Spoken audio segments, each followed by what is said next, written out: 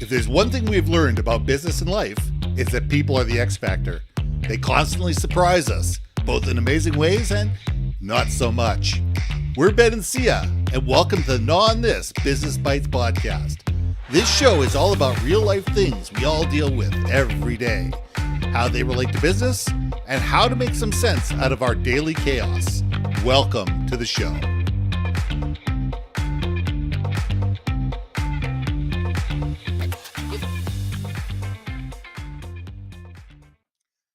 And welcome back to another episode of Gnaw on This Business Bites. I'm Ben, and this is Syya. And we want to get back to a topic that we did, weeks, months ago. I'm not exactly sure when we did, and everybody really loved it. So we're going to do it again. And this is about the importance of good audio and video. It is amazing to me how many podcasts I listen to, how many videos I listen to, how much, content I listen to where there is, questionable audio, questionable video, and you just don't pay attention. If you sit there and say, okay, in today's world, you don't need to have a $10,000 camera. You don't need to have a $5,000 mic, but you do need to have a setup that gives clear sound and concise, clear video. So people aren't sitting there distracted by your audio and your video. So Syya, let's gnaw on this. You know you don't got to tell me twice. This is like... What do you say? I could barely hear you. Yeah, exactly. I'm probably blowing out the mic just by virtue of my need and urgency. So it's funny. I have produced so many shows, and it never ceases to amaze me how people treat interviews on podcasts like a Zoom call. And look, I get it, folks. It's not your priority. You're on Zoom calls every day, and, what coaching do I need to make myself better or whatever? Look, the deal is this. We're audible folk. And there are times when this type of content is going to be digested while you're multitasking. Mm-hmm. And so as much as we'd love everyone right now to pay 100% attention to what we're talking about, even for 15 minutes, right? That's still 15 minutes out of someone's day that they probably could take a nap if they were, because everyone's so busy these days. You know what I'm saying? So they're probably napping and listening. That's all I'm saying. So if you can't take the time to get a decent mic set up, you're going to lose 90% of the people. There's going to be 10%, hardcore people, whatnot. But it's just, if you're not listenable, you're not listenable. And that's unfortunate. Video. Look, I don't have a perfect background, just the way my office and room is set up. Like, this is what I can do. There's a whole space back there that's multicolored depending on my mood, right? But the idea of it is if you recognize they're most likely, like any human interaction, is looking at your eyes. They may look at your mouth. They are looking for those micro expressions for communication. And if you have a really bad video, aka you're using your laptop webcam. Sorry, was I a little loud there? I don't know. Was that a little loud? I'm just saying, don't expect people to want to be inclined to hire you, work with you, get to know you if you're just a big blur. And I know people don't necessarily have dedicated rooms to record into. Oftentimes it's their bedroom, living room, kitchen, etc. And they rely on that blurred background image.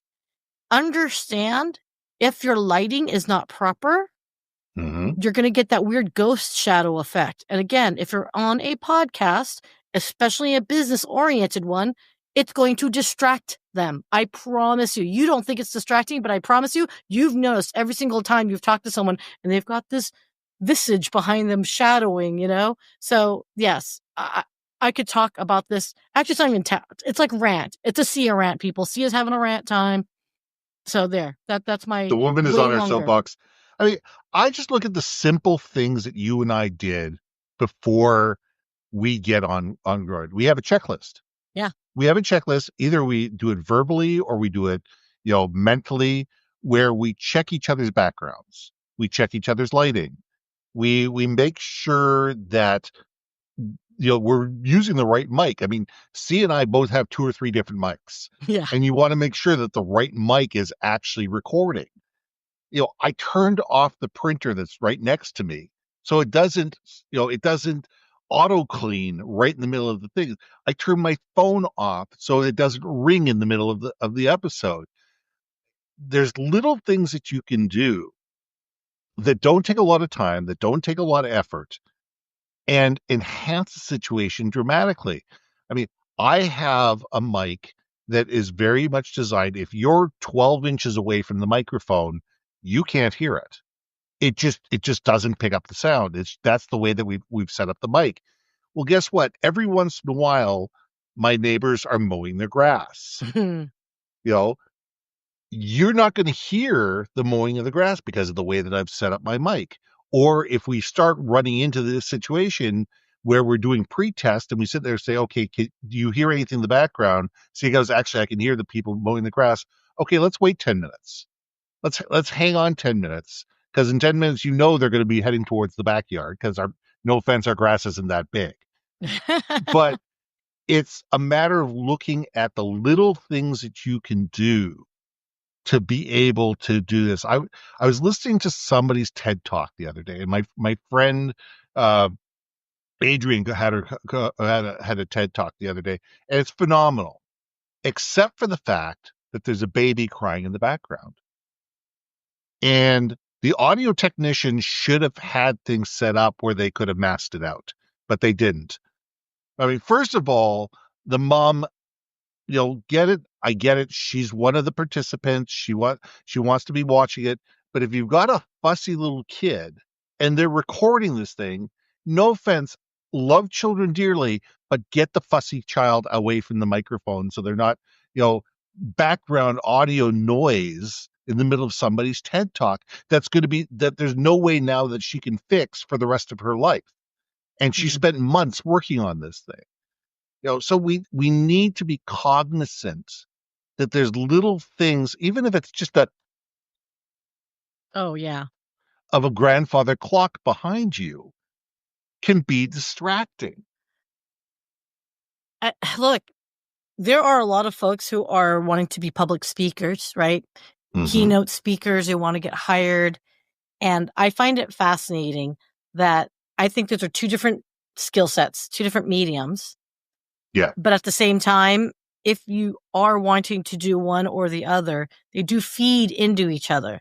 So it's like additional reasons why you should have good audio and video. And I get it, people. I know way too many people who are like literally tech phobic, like phobic. There's one great friend of mine where I think because she's so manifested her phobia that it really does break electronics every time she's around. Because Mm-hmm. seriously, like I have brought my own equipment, and my own equipment stops working, and I'm like, what the heck just happened here, right? So but this is not that hard. This is not rocket science. And I think we need to encourage people to put yourself slightly out there. It's just a USB plugin, guys. You do not need an elaborate setup. You can No. buy cheaper equipment that works well. Just understand for the purpose of what you need. So, for example, my suggestion is if you're sitting at your desk, this is the only time and only place you're recording, you could probably get away with a cheaper microphone because you're Mm-hmm. not moving it around as much. You're just sitting there. It's sitting at your desk. There's not much to it. Just know, though, that those things are built cheaply. So if you're wiggling it around, carrying your bag, they have looser components typically because it's not as well made, right? And the audio may not be as good, but it's not worse than a laptop microphone. It's and okay. I got wait, pause. And I'm saying pause as in I'm ready to rant, guys. Are you ready? All right. Sia's going up on the soapbox. Here she comes. Let me climb up. Let me climb up. All right. There is a very big difference. People ask all the time. Wait, Syya, I have a headset microphone. Yeah. Okay. That's fine. But those headset microphones were not designed for podcasting for audio consumption. They were designed for gameplay, Mm-hmm. for multitasking communication, so you don't have to hold a handset to your mouth, right? Or, have a clunky microphone in front of you. So it's really designed for gamers talking smack or communicating with one another. Okay. Where the audio is not critical. And the audio is not critical. It just needs to transmit. And the reason why I'm saying this, you guys, because I have a lot of dear friends who do use their headset mics, and that's what they invested in, and that's fine. But from an editor's ear perspective, we can hear that mush mouth, and we can hear every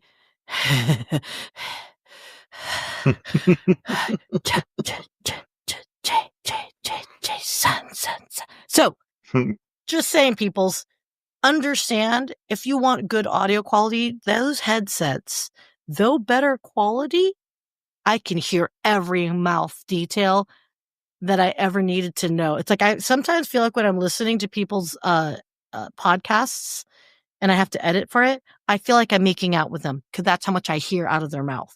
Absolutely. So I'm not trying to disparage those that use that headset. It's convenient. It looks a little spacey, like I'm a pilot, but just understand, if you're a mouth breather, holy crap on crackers, I want to shoot you. But I love you. That's all. That's all I had to say about that. Yeah, and a thing to go with this is both C and I have windscreens on our mics to be able to get, cut out the pops and be able to sit there so you don't get that brush of air going across your microphone that's distracting. Exactly. And you can't really hear it because you have the windscreen on. Now, if I did this like this, you know what? You can hear that. That's distracting. It is. We need to think about stuff like that. And as you said, as you get more professional, as you become more sophisticated, as you're doing more, you can invest in more equipment. You can always buy more expensive equipment. You can always pay for better stuff. However, you don't need to start off that way. This mic is an AT2005, I believe it is. It's an Audio Technica 2005 mic. It's under $100. Yeah. It's under $100. I have been using this microphone as my major microphone for almost 9 years. Yeah. And the reason for it is it's bulletproof. I've dropped it. I can pick it up. I can carry it with me. I can put it in my back pocket and I can go. And as you said, it's USB. So if I need to plug it into a laptop or I need to plug it into a system, it's universal again. This thing actually has dual connections to it. So if you actually need to put it into a sophisticated system, I can do that. I can send it into an XLR as well. So you need to sit there and say, what do I want versus what do I need? And it's sitting there going, what's going to work for you? And being able to not only, once you have the mic, test it. I have a big voice. My microphone is a little bit further away from my face than a lot of people's is because I'm booming enough as it is. Exactly. It's that distance. It's the hang loose distance of that 6 inches. Mine's about 7. It's not that much further away, but don't even joke about it, Syya. I'm But about 7 inches away too. That's why I'm laughing. Yeah, exactly. But what it enables us to do is to sit there and say, what are we comfortable? Do you have the mic leaning towards you? Do you have the mic leaning away from you? Do you speak into the top of the mic? Do you speak into the side of the mic? And all of this takes experimentation to sit there and say, what works best for that microphone? What works best for your speaking style? And these are things that you learn through experimentation. Be curious. Just because you buy a mic doesn't mean that there's one place to put the mic and one way to speak into it. Play with it. Yes. Oh gosh. Can I please? Okay, we're getting long on this. We could make this like we're gonna have to land this plane pretty quickly. Yeah, but this could literally be like a 40-part series, like once a month we're microphoning everybody. But okay, here's one thing to think about. I know a lot of people who invested into microphones and they have bought those cheaper ones. Do understand there's different types of microphones, right? So there's some that are omnidirectional. I mean, they'll pick up everything all around, right? Sometimes it's just bidirectional. Be aware, test it. Because there's one, I don't know what brand of microphone it was, but for the longest time, they were talking on the back side of it. Because I was like, Blue Yeti. I'm like, why People do that with Blue Yeti all the time. Oh, and then you have to change the settings on Blue Yeti. This was a different one. This was like more of the flattened type microphone. Okay. So, but they had it sideways. I'm like, what the hell, dude? Like, anyway, there is some, and there was another one where it was from the side, not on top. Right. So, like, again, you have to know the kind of product you're buying, and don't buy, an expensive just because you think it's the best. Although I will say, if you do decide to invest into an expensive mic, it does make your life a whole lot easier. Just saying. Now, granted, a typically more expensive mic does require more professional grade equipment. So for example, like you said, more higher end microphones will be XLR connected versus a USB. And that means you'll have to tie it into a soundboard or some kind of audio interface. We can talk about those technical stuff maybe later, or hey, maybe Syya finally is going to get off of Wazoo and do a series on that. So stay tuned on that, guys. But if there's any questions, I've already put a lot of videos up talking about that. So that's it. That's all I'm going to say. Land that plane. Anyway, we didn't even get into video. So we this was supposed to be an audio video. We just got this in audio. Maybe we're going to need to do another series one of these days on video. What do you think, people? Just put it in your comments. Do you want to see us do another show on video? We'll get that going as well. So until then, hopefully this has been valuable. Hopefully this has helped.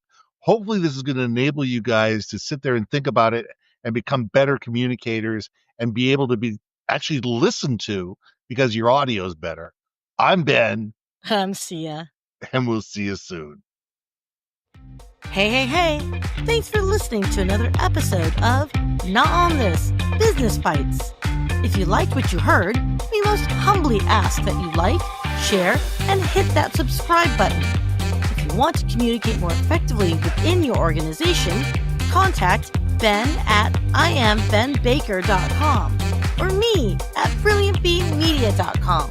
We can help you build your community, brand awareness, and personality through digital content and podcasting. We cannot wait to hear from you. See you next week for another episode of Not On This Business Bites.